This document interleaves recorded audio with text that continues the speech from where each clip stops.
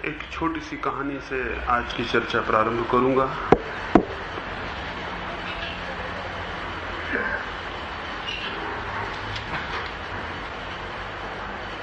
ऐसी ही एक सुबह की बात है। एक छोटे से झोपड़े में एक फकीर स्त्री का आवास था।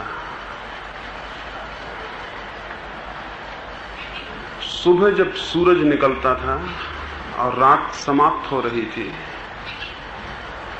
तो वो फकीर स्त्री अपने उस झोपड़े के भीतर थी।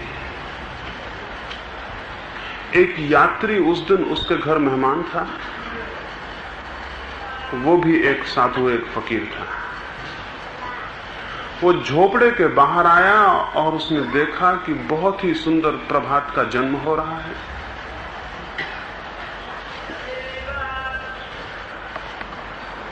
उसने देखा कि बहुत ही सुंदर प्रभात का जन्म हो रहा है और बहुत ही प्रकाशवान सूर्य उठ रहा है। इतनी सुंदर सुबह थी और पक्षियों का इतना मीठा संगीत था। इतनी शांत और शीतल हवाएं थीं कि उसने भीतर आवाज दी उस फकीर स्त्री को। उस स्त्री का नाम राबिया था। उस साधु ने चिल्ला के कहा, राबिया, भीतर क्या कर रही हो? बाहर आओ, परमात्मा ने एक बहुत सुंदर सुबह को जन्म दिया है। उस राबिया ने भीतर से कहा, मेरे मित्र, क्या मैं तुमसे कहूं कि तुम ही भीतर आ जाओ? बाहर बहुत दिन रह चुके हैं। और क्या मैं तुमसे कहूं कि जिसने सूरज को जन्म दिया है और जिसने सुबह को जन्म दिया है उसमें उतना सौंदर्य कभी नहीं हो सकता। मैं तो भीतर उसको देख रही हूं जिसने जन्म दिया है उस सारे सौंदर्य को। उस राबिया ने कहा, तुम बाहर जिस सौंदर्य को देख रहे हो उसके जन्म देने वाले को भीतर मैं देख रही हूं। बेहतर हो कि तुम ही भीतर आ जाओ। और दुनिया में दो ही तरह के लोग हुए हैं, एक जो बाहर के सौंदर्य को देख के जीवन समाप्त कर देते हैं और एक वे जो भीतर के सौंदर्य को भी देख पाते हैं। और दुनिया में दो ही तरह के समाज हैं, दो ही तरह के धर्म हैं, दो ही तरह के वर्ग हैं। और जब सारे वर्ग मिट जाएंगे, सारे समाज मिट जाएंगे, सारे संप्रदाय मिट जाएंगे और जब गरीब अमीर के बीच फासला नहीं होगा, मालिक और गुलाम के बीच कोई फासला नहीं होगा, तब भी ये दो वर्ग बने रहेंगे। ये कभी भी मिटने वाले नहीं है। ये दो वर्ग बहुत बुनियादी हैं। एक जो बाहर देखने वाले लोग हैं वे, और एक जो भीतर देखने वाले लोग हैं वे। जो बाहर देखते हैं वे केवल संसार को देख पाते हैं और जो भीतर देखते हैं वे सत्य को भी देख पाते हैं।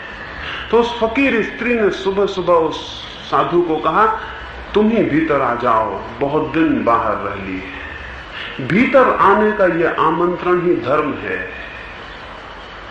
भीतर आने का यह बुलावा धर्म है। जिन लोगों ने भीतर जाके देखा है उन्होंने वे सारी चीजें उपलब्ध कर ली हैं जो बाहर खोजने वाले उपलब्ध नहीं कर सके हैं। बाहर कोई कितना ही खोजे, न तो शांति मिलती है, न सत्य मिलता है, न आनंद मिलता है। बाहर भ्रम होता है कि मिल जाएगा लेकिन मिल नहीं पाता। बाहर चलना तो बहुत होता है लेकिन पहुंचना कभी नहीं होता। आज तक पूरे मनुष्य के इतिहास में एक भी मनुष्य ऐसा नहीं हुआ जो बाहर चला हो और जिसने अंत में कहा हो मुझे कृतार्थता मिल गई, मुझे धन्यता मिल गई, जिसने अंत में कहा हो मुझे आनंद उपलब्ध हुआ है। करोड़ों करोड़ों लोग इस जमीन पर रहे हैं और मिट गए हैं, लेकिन एक भी गवाही इस बात की नहीं है कि किसी मनुष्य ने यह कहा हो मैंने बाहर खोजा और मुझे आनंद मिला। एक भी गवाही जिस बात की नहीं है, एक भी आदमी जिस पक्ष में नहीं है, फिर भी हम न मालूम कैसे अंधे हैं कि उसी दिशा में खोजेंगे जिस दिशा में कभी उपलब्ध नहीं हुआ है। हाँ, ऐसी कुछ गवाहियां हैं जिनका कहना है कि भीतर आनंद उपलब्ध होता है। और मैं आपको यह भी कह दूं कि ऐसा एक भी आदमी नहीं हुआ जमीन पर जिसने भीतर झांका हो और कह दिया हो कि वहां आनंद नहीं है। ऐसा भी एक भी आदमी नहीं हुआ। निरपवाद रूप से जिन्होंने भीतर झांका है उन्होंने कहा है कि वहां आनंद है। एक भी मनुष्य, पूरे मनुष्य के इतिहास में ऐसा नहीं है जिसने भीतर झांक के कहा हो वहां आनंद नहीं। ऐसा जो प्रमाणित सत्य हो उस तरफ हमारी आंखें ना हो तो बड़ा आश्चर्य होता है, और ऐसा प्रमाणित जो असत्य हो उसी तरफ हमारी दौड़ हो तो बड़ी हैरानी होती है। जरूर हमारी बनावट में कोई भूल है, जरूर हमारे ढांचे में, दिमाग में कोई गड़बड़ है, जरूर कोई प्राकृतिक ऐसी गड़बड़ है कि सब जानते हुए भी हम बाहर की तरफ जाते हैं और भीतर नहीं आ पाते। और अगर मैं आपको कहूं तो ऐसी भूल आपको स्पष्ट दिखाई पड़ेगी।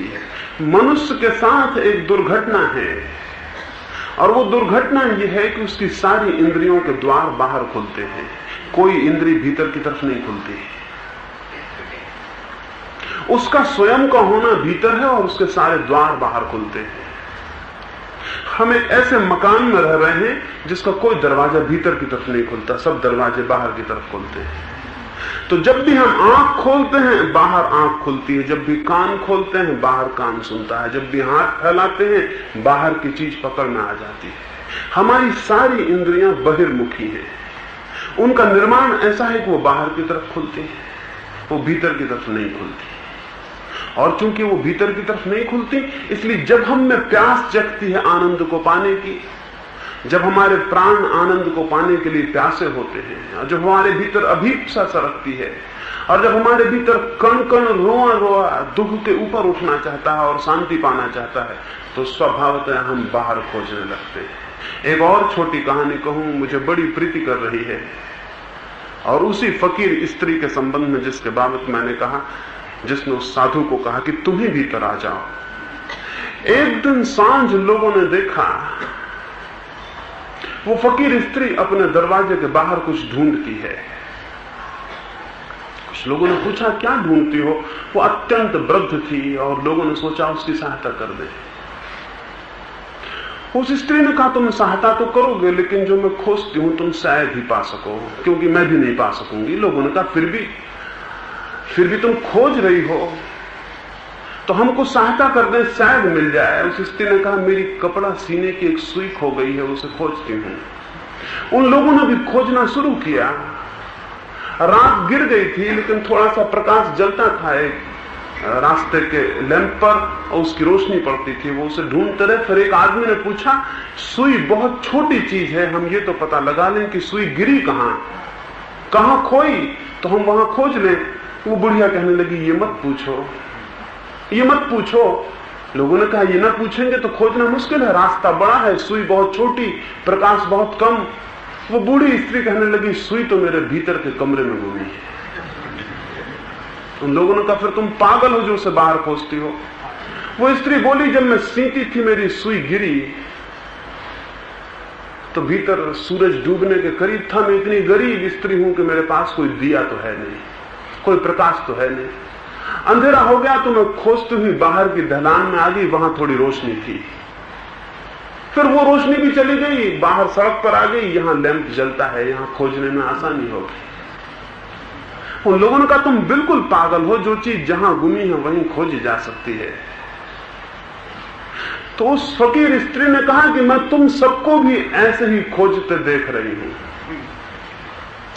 तुम सब वहां खोज रहे हो जहां चीज गुमी ही नहीं।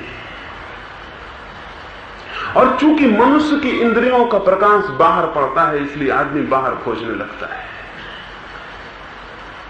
हमें पूछना जरूरी है कि हम जिस बात की तलाश कर रहे हैं उसे खोया कहां।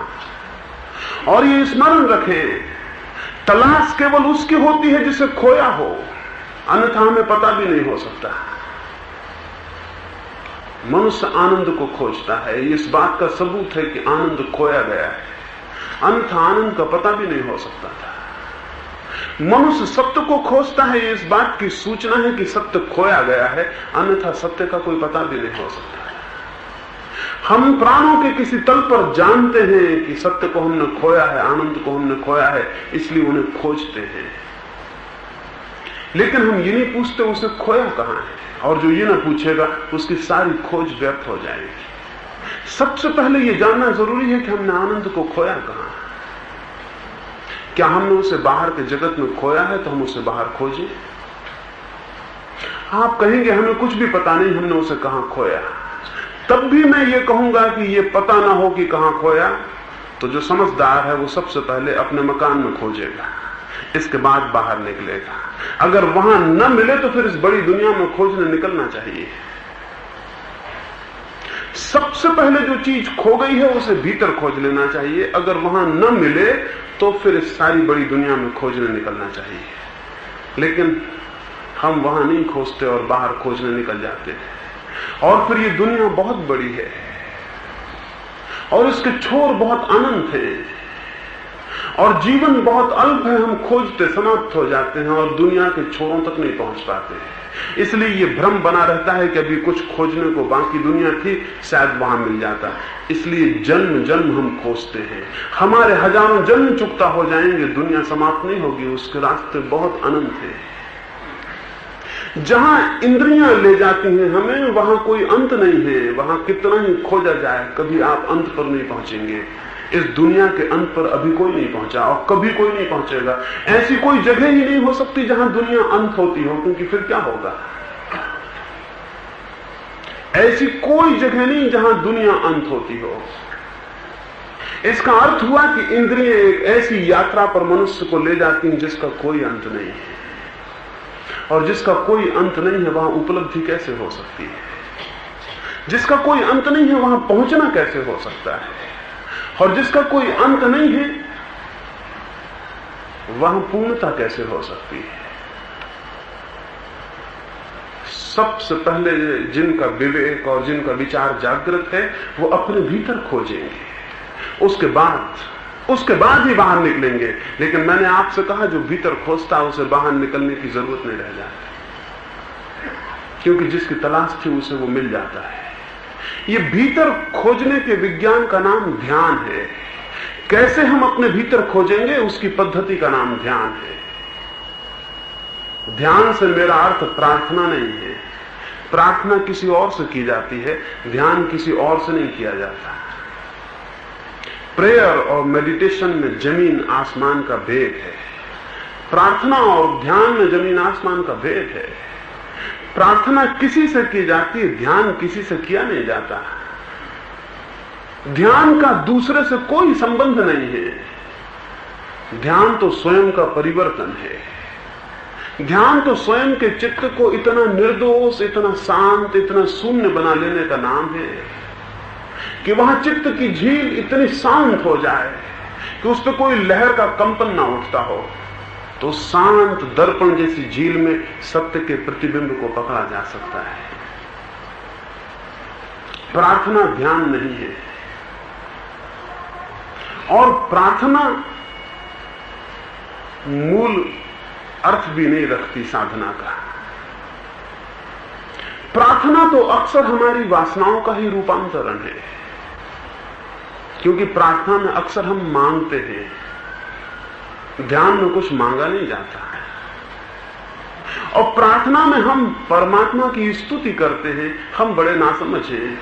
हम सोचते हैं कि परमात्मा प्रशंसा से आनंदित होता होगा। हम परमात्मा की कल्पना उन्हीं छोटे छोटे लोगों की तरह करते हैं जो प्रशंसा से प्रशंसित होते हैं और निंदा से निंदित हो जाते हैं।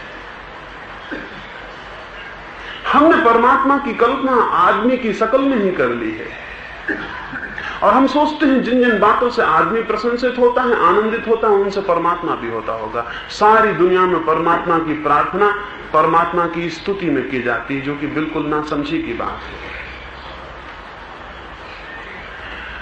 परमात्मा की प्रार्थना करने से कोई अर्थ नहीं है, कोई प्रयोजन नहीं है।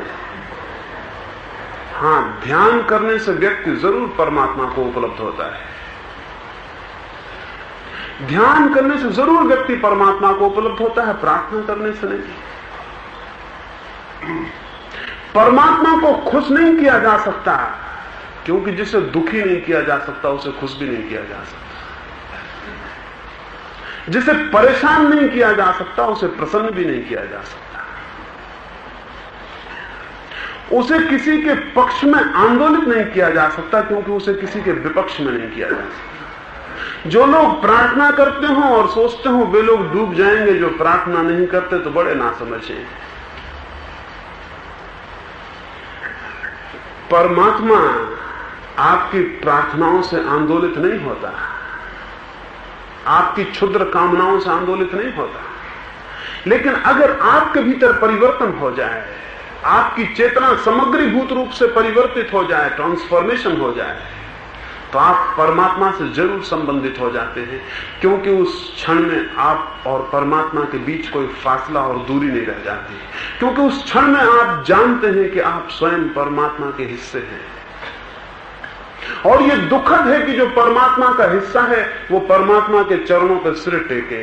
ये परमात्मा को ही परमात्मा की प्रार्थना करवाना बिल्कुल नासमझी है।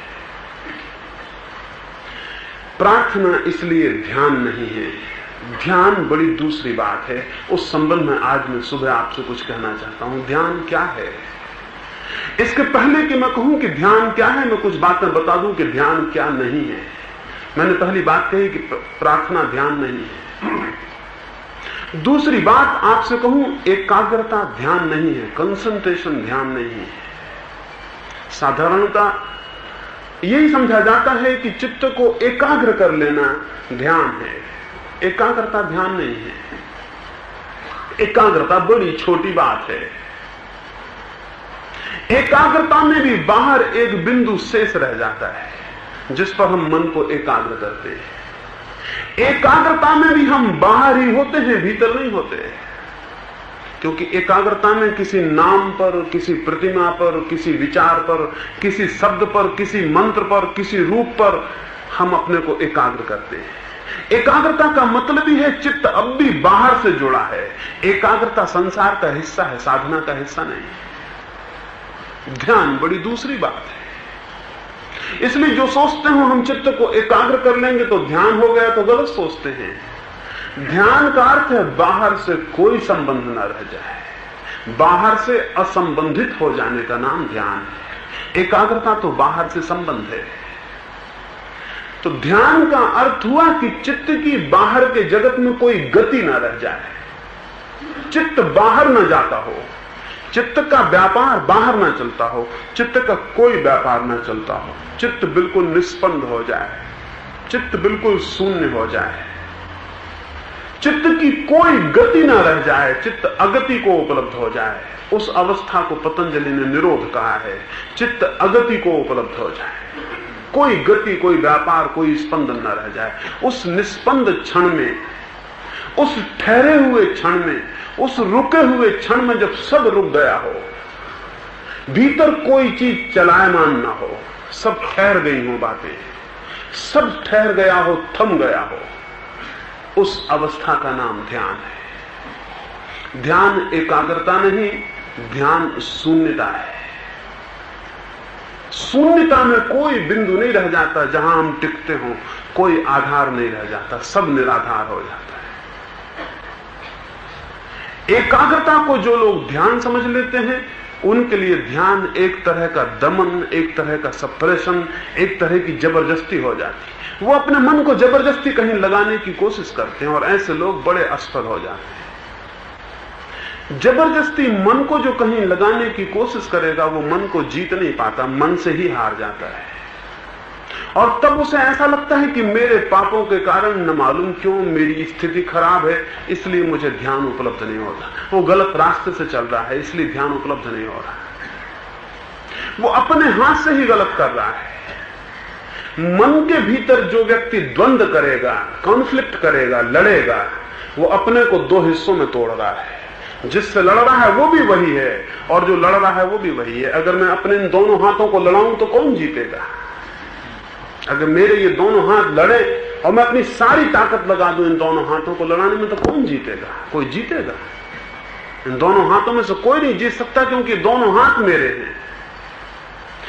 और इन दोनों के लड़ाने में इतना होगा कि मेरी शक्ति ह्रास होगी और मैं कमजोर होता जाऊंगा। ये हाथ तो हारेंगे, जीतेंगे नहीं, मैं हार जाऊंगा।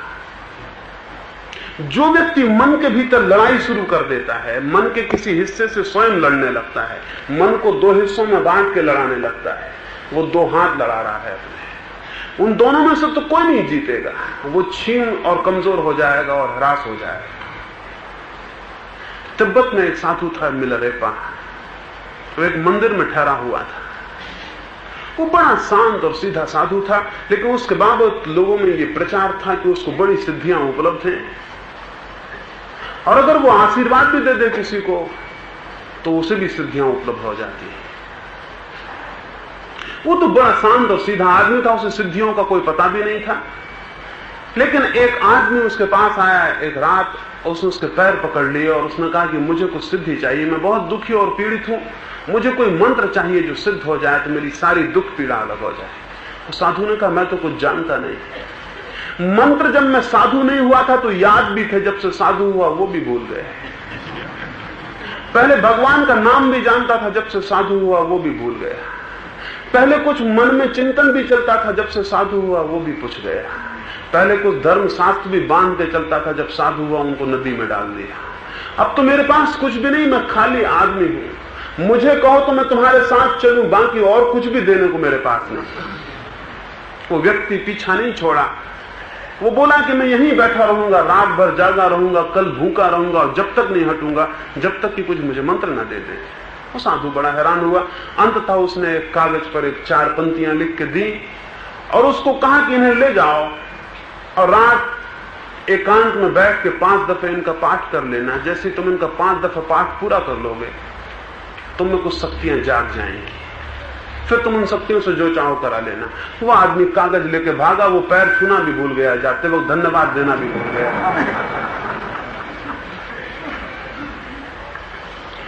उसे कुछ ख्याल भी नहीं रहा कि धन्यवाद भी देना है। लेकिन जब वो सीढ़ियां आधी उतरा था तो साधु ने कहा ठहरो ठहरो, 2 भूलें हो गई, तुमने मुझे धन्यवाद नहीं दिया और एक शर्त मुझे बतानी थी वो मैं नहीं बता पाया। तुम मुझे धन्यवाद नहीं दे पाए और एक शर्त मुझे बतानी थी वो मैं नहीं बता पाया। एक शर्त मुझे मेरे गुरु ने कही थी कि इस मंत्र को पढ़ते बंदर का स्मरण नहीं आना चाहिए, तो 5 दफे पढ़ना है लेकिन बंदर का स्मरण ना आए। वो आदमी बोला मुझे कभी जीवन में बंदर का स्मरण नहीं आया है, इसको 5 दफे पढ़ने में क्यों आएगा। वो भागा, लेकिन वो पूरी सीढ़ियां भी नहीं उतर पाया कि बंदर का स्मरण आना शुरू हो गया। मंदिर की बड़ी सीढ़ियां थी, वो जब नीचे उतर के आया तो उसने देखा उसके मन में तो बंदर का ख्याल और चित्र आ रहा है। वो बहुत घबराया, उसने उसे बहुत छिटकने की, हटाने की कोशिश की, लेकिन जैसे जैसे वो हटाने लगा और भी बंदर उसके साथ आने लगे। वो घर पहुंचते पहुंचते बंदरों की भीड़ से गिर गया, उसके मन में बंदर ही बंदर हो गए। वो बहुत घबराया, उसने कहा ये क्या पागलपन किया। इस साधु ने कैसी नासमझी की, भूल गया था तो भूल ही जाता, उस शर्त को ना बताता। उसने रात भर कोशिश की, बार बार स्नान किया, बार बार भगवान की प्रार्थना की, बार बार बैठा, कोई प्रयोजन हल ना हुआ। उसके मन में बंदर ही बंदर हो गए। वो सुबह वापस आया, उसने वो मंत्र कागज का लौटा दिया साधु को और कहा इस जन्म में अब असंभव है, अब अगले जन्म में ही संभव हो सकता है, वो भी तब जब शर्त न बताई जाए। और ये है, और ये सच है। उसको ये कैसे हुआ? ऐसे ही आप सबको होता है, रोज होता है। जिन विचारों को आप निकालना चाहते हैं वही विचार आने लगते हैं, ये स्वाभाविक है। जिनको आप धक्के देते हैं उनको आप आमंत्रण दे रहे हैं। जिसको न बुलाना हो उसे कभी धक्का मत देना, जिसे धक्का दिया वो आएगा, ये नियम है। जितने जोर से धक्का देंगे उतने तीव्र वेग से वो लौटेगा। अभी हम एक पहाड़ पर थे, मेरे साथ कुछ मित्र थे, कुछ बहनें थी। वहां एक जगह देखने गए, एक इको पॉइंट था। वहां हम जो आवाज करते पहाड़ से वो उतने ही वेग से वापस लौट आते। किसी ने रास्ते में मुझे कहा बहुत सुंदर जगह थी। मैंने कहा पूरी दुनिया ऐसी जगह है, हम जो आवाज करते हैं वही लौट आती है, और जितने जोर से आवाज करते हैं उतनी जोर से लौट आती है। और धीरे धीरे हम अपनी ही आवाजों से भर जाते हैं और परेशान और हैरान हो जाते हैं। हर आदमी पीड़ित है उन विचारों से जिनको उसने धक्के दिए हैं, और हर आदमी उन वासनाओं से पीड़ित है जिनको उसने हटाया है और कोशिश की दूर हट जाओ। हम जितने जोर से धक्काते जाते हैं उतने हम उन्हीं से गिरते चले जाते हैं। एक दिन हम पाते हैं अपने हाथों फांसी लगा ली है। चारों तरफ वही शत्रु इकट्ठे हैं जिन जिनको हमने अलग करना चाहा था, और उन मित्रों का कोई पता नहीं चलता जिनको हमने चाहा था कि वो रुक जाएं। जिसको आप रोकना चाहते हैं वो विलीन हो जाता है, जिसको आप हटाना चाहते हैं वो चला आता है। नियम जीवन के चित्त का यही है, जिसको हटाना है उसे रोक लें और देखें, और जिसको बुलाना हो उसको धक्के दें और हटाएं। विचारों को विसर्जित करना हो, चित्त को खाली करना हो तो विचारों को धक्के ना दें, रोकें और देखें। जिस विचार से मुक्त होना हो उसको रोक लें पकड़ के और पूरी ताकत से उसे देखें, और आप पाएंगे जैसे जैसे आपकी दृष्टि गहरी होगी और तीक्ष्ण होगी, वो विचार पिघल जाएगा। जैसे सूरज के उगने पर घास के ऊपर पड़े हुए ओस के कण विलीन हो जाते हैं, जैसे उत्ताप ओस बना देता है, ओस को भाप बना देता है, वैसे ही दृष्टि की तीक्ष्णता विचारों को हवा कर देती है, उनको वाष्पीभूत कर देती है, वो इवेपोरेट हो जाते हैं। न एकाग्रता करनी है, न संघर्ष करना है, दृष्टि को पैना और तीखा करना है, दर्शन की क्षमता को विकसित करना है। अगर हम विचारों के प्रति दर्शन की क्षमता को विकसित कर सके, अगर हम उनको देखने में समर्थ हो जाएं, अगर कोई विचार पूरा का पूरा आमूल देख लिया जाए तो वो विचार तत्क्षण मर जाता है। दर्शन विचार की मृत्यु है, और दर्शन ध्यान का प्राण है। एकाग्रता नहीं, दर्शन ध्यान का प्राण है। अपने सारे विचारों को उघाड़ लें,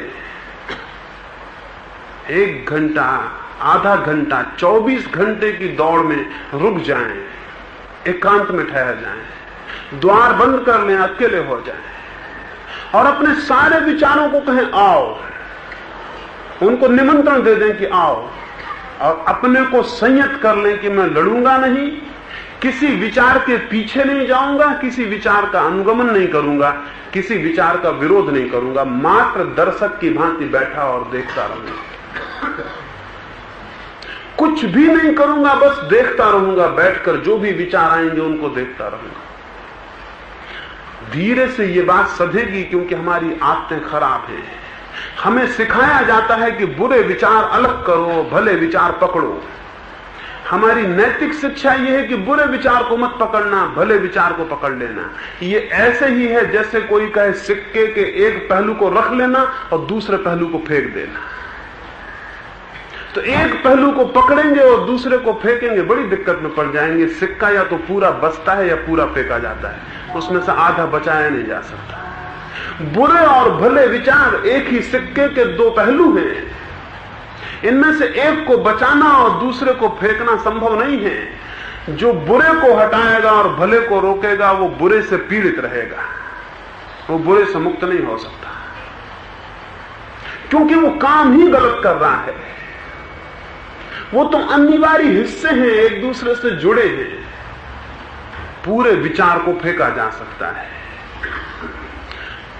पूरे विचार को फेंका जा सकता है, शुभ अशुभ दोनों चले जाएंगे, और तब जो शेष रह जाता है वह दिव्य है। वो ना शुभ है ना अशुभ है, वो भागवत है, वो डिवाइन है। उसका शुभ अशुभ से कोई नाता नहीं। वो स्थिति धर्म की है जब कोई शुभ अशुभ नहीं रह जाता और दोनों से शून्य चित्त रह जाता है। उसकी जो चर्या है वैसे शून्य चित्त की, वही पुण्य है। ये जो मैंने आपसे कहा, शुभ विचार उठे अशुभ विचार उठे, कुछ विचार न करें कि क्या शुभ है क्या अशुभ है, दोनों को चुप देखें।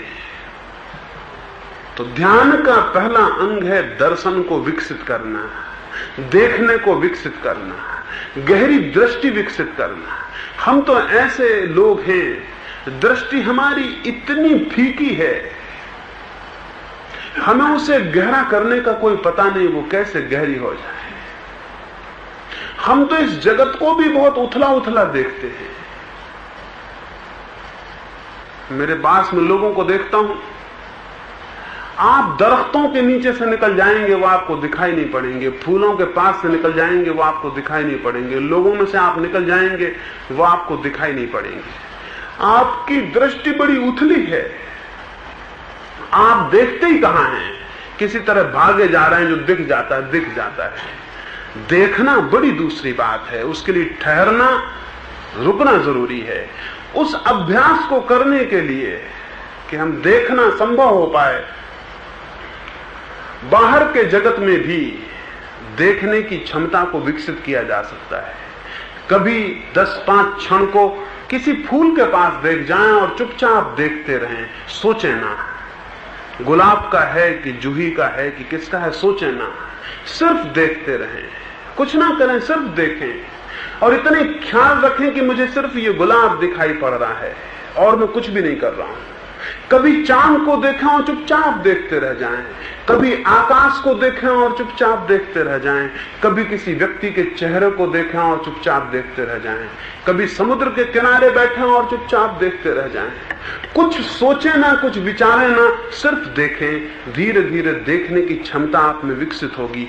फिर वैसे ही अपने भीतर आंख बंद करके विचार को देखें। जैसा पदार्थ को देखा है वैसे ही विचार को देखें। विचार भी पदार्थ की ही प्रतिध्वनि है। वह भी बाहर के जगत में जो कोलाहल है उसका ही सुना हुआ स्वर है। जो हमारी इंद्रियां बाहर के जगत में मांगती हैं निरंतर, जो उन्हें उपलब्ध नहीं होता, उसकी आकांक्षाएं विचार में हैं। जो उपलब्ध हो जाता है उसकी प्रतिछवियां विचार में हैं। बाहर इंद्रियों का जो कोलाहल है उसके ही रिफ्लेक्शंस, उसके ही संस्कार, उसकी ही ध्वनियां भीतर इकट्ठी हो गई, वही विचार है। मैंने सुना है एक भवन में एक कुत्ता और बिल्ली दोनों एक साथ पाल लिए गए थे।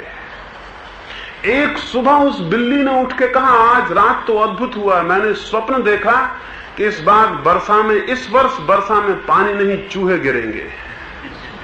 वो कुत्ता बोला, बिल्कुल नासमझी की बात है, न किसी शास्त्र में कभी लिखा है ये, न पुराणों में कभी इसकी कथा सुनी है, न किसी इतिहास में इसका उल्लेख है कि कभी चूहे गिरे हो। हाँ, ऐसे उल्लेख जरूर हैं जब वर्षा में हड्डियां गिरी और पानी नहीं गिरा। उसने कहा, मैं भी स्वप्न देखता हूं, कभी ये नहीं देखा कि चूहे गिरते हो, हड्डियां गिरती हैं। तो उस कुत्ते ने ठीक ही कहा, उसकी जो प्रतिध्वनियां हैं जगत के प्रति वो हड्डियों की हैं। बिल्ली ने ठीक ही देखा, उसकी जो प्रतिध्वनियां हैं जगत से वो चूहों की हैं। हमारी इंद्रियों का जो बाहर के जगत में व्यापार चल रहा है, उनकी ही सारी प्रतिध्वनियां इकट्ठी होकर भीतर विचार बन जाती हैं, स्वप्न बन जाती हैं। ये सारा का सारा जो भीतर कोलाहल है, इसको भी बाहर के जगत का हिस्सा समझें, इसको भी वैसे ही देखें जैसे बाहर के जगत को देखते हैं। जैसे ये खंबा है और मकान है और रास्ते हैं और लोग हैं, वैसा ही अपने भीतर भी जाने कि इस खंबे की छाया है, लोगों की छायाएं हैं, सड़कों की छायाएं हैं, वो भी बाहर के जगत के प्रतिफलन है। वहां भी चुप बैठ जाएं और देखें। एक असली दुनिया बाहर है, एक उस असली दुनिया ने आघात कर कर हमारे भीतर एक नकली दुनिया पैदा कर दी। उस नकली दुनिया का नाम विचार है। वो जो विचार भीतर पैदा हुआ है वही बाधा है। ये बाहर का जगत बाधा नहीं है परमात्मा को पाने में। वो जो भीतर प्रतिध्वनि पैदा हुई है इस जगत की, वो बाधा है। अब कुछ ना समझें जो इस बाहर के जगत को छोड़ने को संन्यास समझ लेते होंगे, वो गलती में है। ये बाहर के जगत को छोड़कर तो जाओगे कहां? इस बाहर के जगत को छोड़ के जाओगे कहां? ऐसी कोई जगह नहीं जहां बाहर का जगत ना हो। जो भी जगह होगी वो जगत के भीतर होगी। बाहर के जगत को छोड़ने को जो संन्यास और साधना समझ लेता हो वो गलती में। इसे छोड़ के जाएंगे कहां? इसे नहीं छोड़ा जा सकता। हाँ, भीतर का जो जगत है उसे छोड़ा जा सकता है। तो मैं ये नहीं कहता जिसने संसार को छोड़ दिया वो सन्यासी है। मैं कहता हूं जिसके भीतर संसार नहीं वो सन्यासी है। जिसके भीतर ये संसार नहीं है विचार का, वो सन्यासी है। जिसने भीतर इस जगत को गिरा दिया, जो भीतर अकेला है और बाहर जगत है और बीच में दोनों के कुछ भी नहीं, वह आदमी सन्यासी है। जिसके और संसार के बीच में कुछ भी नहीं है वह आदमी सन्यासी है। और जब दोनों के बीच में कुछ भी नहीं रह जाता तो ये संसार नहीं रह जाता, परमात्मा का रूप हो जाता है। तब उस खाली स्थान में से दिखाई पड़ता है कि तो स्वयं परमात्मा है। ये तो सारा जगत तब प्रभु चैतन्य से व्याप्त, तब ये कण कण उसके ही आनंद से आंदोलित। और तब ये हवाएं उससे ही प्रवाहित, और ये सारा प्रकाश उससे ही उद्भूत, और ये सारा जगत उसका ही आनंद मग्न नृत्य हो जाता है, ये उसके ही संगीत की स्फुरना हो जाती है। लेकिन तब जब भीतर हमारे कोई जगत ना हो, वो जो भीतर जगत है उसे नष्ट करना है, उसे विलीन करना है। उसे विलीन करने का जो उपाय मैंने कहा, पहली बात तो उपाय के लिए यह है कि हम अपने विचार के साक्षी, दर्शक, दृष्टा, उसके देखने वाले बने। और दूसरी बात यह है जो सहयोगी और उपयोगी है, एक तो ये करें 24 घंटे में थोड़े समय को विचार के दर्शक हो जाएं। क्रमशः थोड़े दिनों के अभ्यास में दिखाई पड़ने वे शुरू होंगे, और थोड़े अभ्यास में वे गिरते हुए दिखाई पड़ेंगे, और थोड़े अभ्यास में वे शून्य होते मालूम होंगे। एक तो ये करें, और उतनी ही थोड़ी देर को एक दूसरा प्रयोग भी साथ में चलाएं। तो 1 घंटे के माध्यम से आधा घंटा दर्शन का प्रयोग, और आधा घंटे को मैं कहता हूं मृत्यु का प्रयोग। जिस व्यक्ति को ध्यान साधना हो उसे मरना सीखना होता है। मरते सारे लोग हैं, लेकिन सीख के बहुत कम लोग मरते हैं। और जो मरने को सीख लेते हैं, अद्भुत होता है, उन्हें घटना घटती है। जो मरने को सीख लेते हैं फिर मृत्यु उनकी नहीं होती। जो अपने हाथ से मृत्यु को सीख लेता है वो जान जाता है कि उसके भीतर कोई तत्व है जिसकी कोई मृत्यु नहीं। और जो अपने हाथ से मृत्यु को नहीं साधता उसे मृत्यु बार बार घटित होती है और अमृत से वो परिचित नहीं हो पाता। ध्यान एक तरह की मृत्यु साधना है, अपने हाथ से मरना। आधा घड़ी को कभी रात के किसी एकांत कोने में मर जाएं, आप कहेंगे ये हमारे बस में कैसे कि हम मर जाएं। मैं आपको कहूं ये हमारे बस में है, मरा जा सकता है। मरने के लिए ऐसा करें, द्वार बंद कर लें, सब तरफ से द्वार बंद कर लें, लेट जाएं, शरीर को ढीला छोड़ दें, आंख बंद कर लें और ये कल्पना करें कि आप समझ लें कि मर गए। समझ लें कि आप मर गए हैं, आपकी अंतिम घड़ी आ गई, आपके प्राण निकल गए। और तब सोचें कि जब आप सच में मरेंगे तो कौन से लोग आपके आसपास इकट्ठे हो जाएंगे। आपके मित्र, आपके प्रेम करने वाले, आपके संबंधी, आपके पड़ोसी, वो सब आने लगे हैं। आप मर गए हैं, मोहल्ले में, पड़ोस में खबर फैल गई कि आप मर चुके हैं, लोग आने शुरू हो गए हैं। वो लोग आ जाएंगे, कमरे में उनकी कल्पना की भीड़ आने लगेगी, आपको उनके चेहरे दिखाई पड़ने लगेंगे।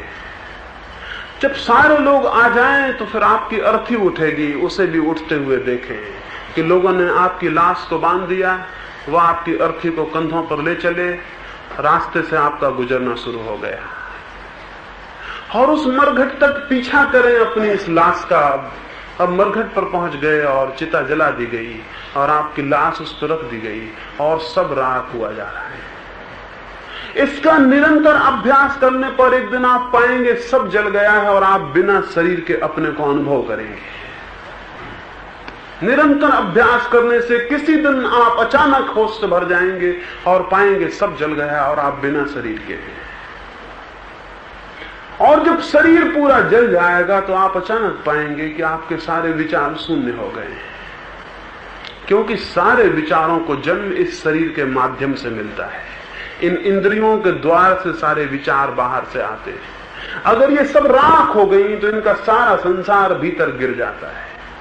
उनके उस संसार के प्राण इन इंद्रियों के भीतर हैं और तब आप अपने को विदेह अनुभव करेंगे और निर्विचार अनुभव करेंगे। इन दो प्रयोगों को अगर क्रमशः साधते चले जाएं तो आप ध्यान को साध रहे हैं, दर्शन की साधना और मृत्यु की साधना। और जिस दिन दर्शन और मृत्यु की पूर्णता आपको अनुभव होगी उस दिन आपको परम सत्य का साक्षात हो जाए। उस दिन आप पाएंगे जो भी आप में मरण धर्मा था वो मर गया है और जो भी अमृत था वही केवल शेष रह गया है। विचार सब शून्य हो जाएंगे, दर्शन शेष रह जाएगा। उस दर्शन में जब अमृत का अनुभव होता है तो व्यक्ति सत्य का साक्षात करता है। मैं प्रार्थना को नहीं कहता, इस तरह के ध्यान को कहता हूं।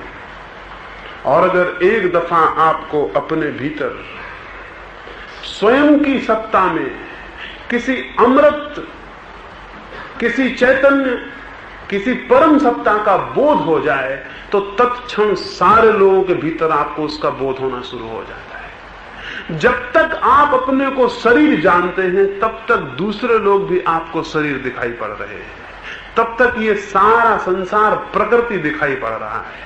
जिस दिन आप अपने शरीर के भीतर उसे जानेंगे जो कि शरीर नहीं आत्मा है, उस दिन सारे शरीरों के भीतर आपको आत्मा दिखाई पड़ने लगेगी। उस दिन सारी प्रकृति के भीतर आपको परमात्मा दिखाई पड़ने लगेगा। जितनी गहरी हमारी अपने भीतर पहुंच होती है उतनी ही गहरी हमारी समस्त के भीतर पहुंच हो जाती है, उतनी ही गहरी हमारी पहुंच समस्त के भीतर हो जाती है। जो अपने भीतर अंतिम बिंदु को पकड़ लेता है वो सर्वसत्ता के भीतर अंतिम बिंदु को पकड़ने में समर्थ हो जाता है। इसलिए मैं कहता हूं स्वयं के भीतर द्वार है परम सत्य को अनुभव करने का। और ये शून्य और मृत्यु, दर्शन और परिपूर्ण इंद्रियों के मर जाने की जो क्षण स्थिति है उसमें बोध उत्पन्न होता है। ऐसा मैं वैज्ञानिक मानता हूं कि ऐसी वैज्ञानिक विधि से अगर कोई प्रयोग करे तो शीघ्रतम वो उस सत्य को अनुभव कर पाएगा जिसकी शास्त्र दुहाई देते हैं लेकिन जिसे शास्त्र पढ़ के नहीं समझा जा सकता, जिसके सदगुरु प्रवचन करते हैं लेकिन जिसे प्रवचन से नहीं समझा जा सकता, जिसकी सारी दुनिया के जागृत पुरुष साक्षी देते हैं लेकिन उनकी साक्षी से नहीं समझा जा सकता, जिसके लिए स्वयं ही साक्षी बनना होगा, स्वयं के अनुभव पर ही प्रमाणित करना होगा, स्वयं को देकर और विसर्जित करके ही उसे पाया जाता है। अपनी ही मृत्यु पर अमृत का अनुभव होता है। उस अनुभव के बाद सारा जीवन परिवर्तित हो जाएगा। उस अनुभव के बाद जीवन में बुराई असंभव हो जाएगी। उस अनुभव के बाद जीवन में हिंसा असंभव हो जाएगी। उस अनुभव के बाद जीवन में घृणा असंभव हो जाएगी। उस अनुभव के बाद जीवन में जो भी सुगंध है, जो भी शुभ है, जो भी सत्य है, जो भी सुंदर है, उसकी सहज अभिव्यक्ति शुरू हो जाती है। जो व्यक्ति भीतर सत्य को अनुभव करता है उसका सारा जीवन सौंदर्य से, शांति से और संगीत से भर जाता है।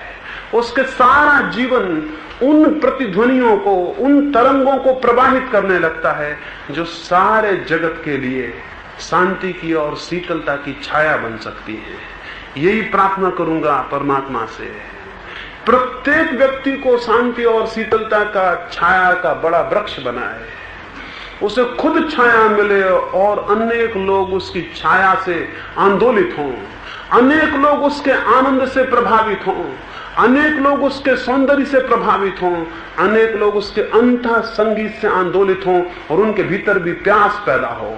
एक अंतिम कहानी और चर्चा को पूरा करूंगा। बुद्ध जब पहली दफा सत्य को उपलब्ध हुए तब उनके पास कोई भी नहीं था, वो अकेले थे। वे यात्रा करते थे, अनजान भिखमंगे फकीर थे, तब उन्हें कोई भी नहीं जानता था। वे काशी के बाहर आकर एक वृक्ष के नीचे विश्राम किए।